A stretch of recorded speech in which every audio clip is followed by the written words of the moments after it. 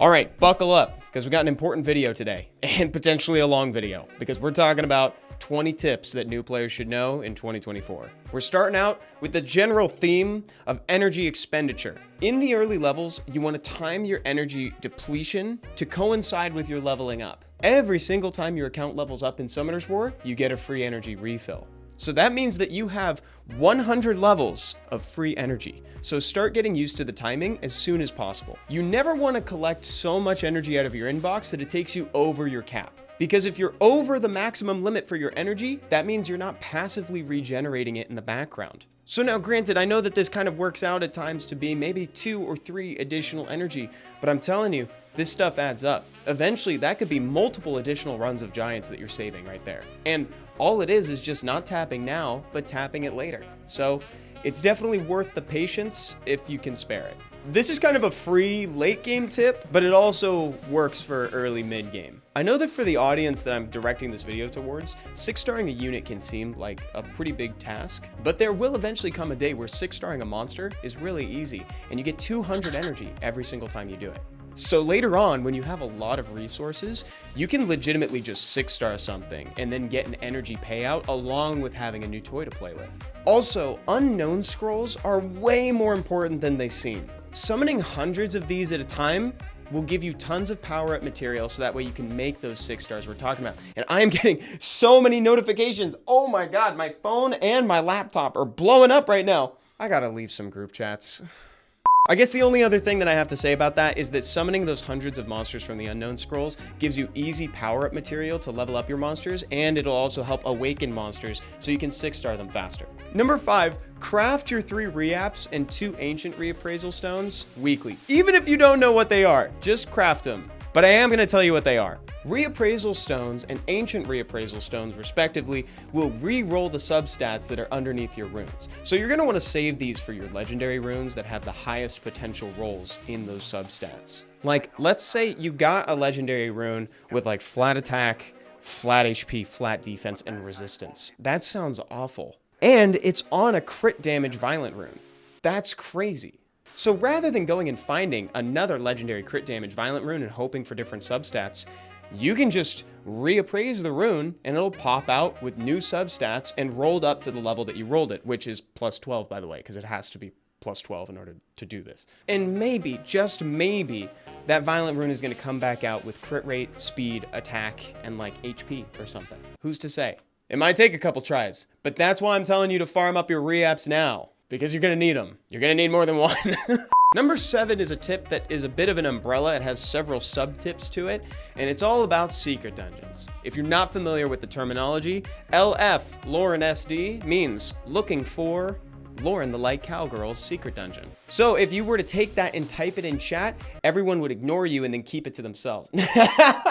But for realsies though, you've typed this in chat, it will help indicate that you're looking for a certain secret dungeon, and it's way easier than it used to be for people to invite you into their secret dungeon. And what those secret dungeons are is a place where you can farm pieces of a monster, and if you get enough of them, you'll eventually be able to summon one. But there are more ways to open a secret dungeon than just asking chat, because chat won't give it to you. Unless you're in chat channel 1050. This is colloquially known as the secret dungeon chat channel. Is this a secret? Was I not supposed to reveal this? Stop gatekeeping secret dungeons. They're not actually supposed to be secret. We should rename them to really well-known dungeons. You can also find your own secret dungeons by farming the appropriate elemental hall. On each day of the week, a different elemental hall will open, and on Fridays through Sundays, each one will be open. Then when you find the one you're looking for, you can share it with people. Because, you know, be the change you want to see in the world and all that. And lastly, you can also craft a random secret dungeon via the craft building. All you got to do is choose the element that you want and you'll open a random dungeon from among the options available. Now, speaking of the craft building, that takes us really cleanly into the segment on the craft building. Look at that. Great job, Evan. Amazing script writing. Thank you.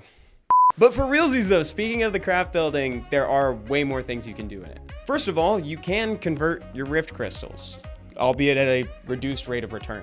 But if you really don't want to farm a rift dungeon and you need those rift crystals for, say, like a homunculus or just to make LD pieces, or I don't know what you're doing, just if you need them, you can do this. I don't know what more you want from me.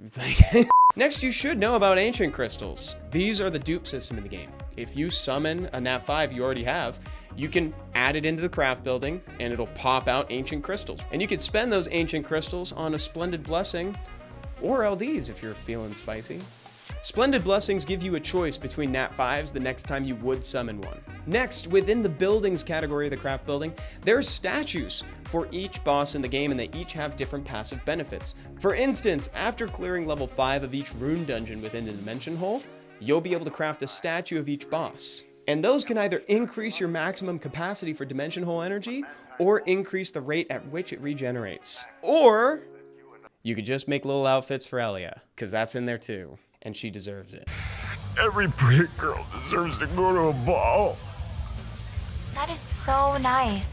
Number 9, within the arena shop, you're going to want to prioritize getting a Devilmon weekly. And do not feed those Devilmon to anything other than Nat 5s. I need you to fight the urge to skill things up quickly, and instead, just be patient. There will always be more Nat 4s. Should also be known that you should not use Devilmon on Ergar the Dark Vampire Lord, because regular vampires can act as skill ups for him. Number 11, save every Nat 5 you get, unless it's your second or third Pungbig. I've heard too many horror stories of people feeding Sekhmets and Asimas. This is a PSA. Do not 6-star monsters with other Nat 5s. That's not what we do here. Instead, you should use the 5-star Rainbowmon you get from the guild shop. Within the guild shop, you're going to want to prioritize that 5-star Rainbowmon, then Ifrit pieces, and then the guild magic shop. That guild magic shop differs from the regular one because it has a tendency to drop higher quality runes. You can also get monster pieces, as well as a few other rewards from it, so just have it on your island and check it daily. If you're struggling to clear a floor in TOA, you should check the strategy info tab. Within there, you can see the teams that people are using to clear the floor. And what's really cool is that you can tap copy, and if you do, it will populate your team as best it can with the monsters from that team you copied. If you're missing monsters though, they will be excluded. You can also check the strategy info tab for every dungeon in the game. So dimension hole dungeons, giants, dragons, necro, etc. It's always there if you need it. As far as crystals go, you should generally save your crystals for energy refills. You'll get way more mileage out of your crystals if you refresh your energy. But just be careful in the early levels and keep your level ups in mind, because again, you will get that full energy back once you level up. Plus, the more you farm, the more it can translate to event progress. Like, for instance, right now we're in the middle of a bunch of 10th anniversary events, and by farming, you can accumulate 10th anniversary coins, which you can use on various rewards. And that's not even counting just finding random scrolls, getting more runes on your account, etc. So generally speaking, more energy means more progression for your account. Or you can be a little bad and get a preem pack. I'm a little bad 3 times a month. That preem pack too. I can't help it when it's looking at me like that. The heck, dude? There's an LD scroll in there. But do as I say, not as I do. Energy refills. Do the scenarios more than once. You can see in the top right hand corner of the scenario map that there's a little quest icon. And within there, you can get additional rewards for clearing the scenarios on hard and hell difficulties. And honestly, the rewards in there are fantastic. There are 2 Devilmon, a Super Angelmon, a Forbidden Evolution scroll, a whole grip of scrolls, legendary runes, legendary artifacts. I could go on and on, but I'm not going to, so just check it. Let's talk about auto-engraving runes. If you're struggling with runes in the beginning, there is an auto-engrave feature, but it comes with a few caveats. Because having runes on your monsters is so important, and it's objectively better than having no runes at all, I would recommend using it if you're confused. It won't always do the best job, but it's better than nothing. Also, there are some learnings to be derived from it. If you check out the graph, you can see how other players are ruining the monster that you're trying to rune, so you can at least see what to prioritize on the monster. I just wouldn't always trust the auto-engrave feature, and if you have any questions, you can watch the Beginner's Guide to Runes, or you can watch one of our streams. I try to do account review streams fairly often, so if you come by with questions, I'll do my best to answer them. The only other thing I'll add to that is that auto-engrave does try to do a main set and an offset at the same time. When it comes to PvE content, an offset like Will is generally not needed, except for some very clear exceptions like the Steel Fortress, where you might want double Will on some monsters. But yeah, use auto-engrave, but you know, your results may vary and all that. Number 18, when in doubt, check the Summoner's Way questline. The Summoner's Way questline is probably the definitive way to progress through Summoner's War now, and the rewards speak to that. There's a Transcendence Scroll in there, so you can get a guaranteed Nat 5, and you can also get some of the most important monsters for your Summoner's War progression just by going through it. Crow is in there now, Fran's in there, and there are tons others within each category for the dungeons too. So check it out, make sure that you're progressing through it, and try to prioritize clearing it. Also, underneath the Summoner's Way questline, there's a Choose a Nat 4 event in there for new players. For people who are brand new, I usually suggest getting Tyron the Water Sylph, so that way he can be a speed lead for Trial of Ascension and act as your crowd control. Though you could also get something like either Shaina or Talia to maybe complete a pairing of twins if you already have a Boomerang Warrior. You could also go for Kaki the Fire Onimusha if you're looking to do like a Kaki Cleave in Arena, or if you just need a solid damage dealer. If you need help deciding on what to pick, you can leave a comment down below and tell me what monsters you have, because if you already pulled, like say a Varad, you may not need a Tyron, though he's still really good, if we're being honest. Or you can come by a stream or check out a video on like some of the best Nat 4s for new players, because that is on the channel too.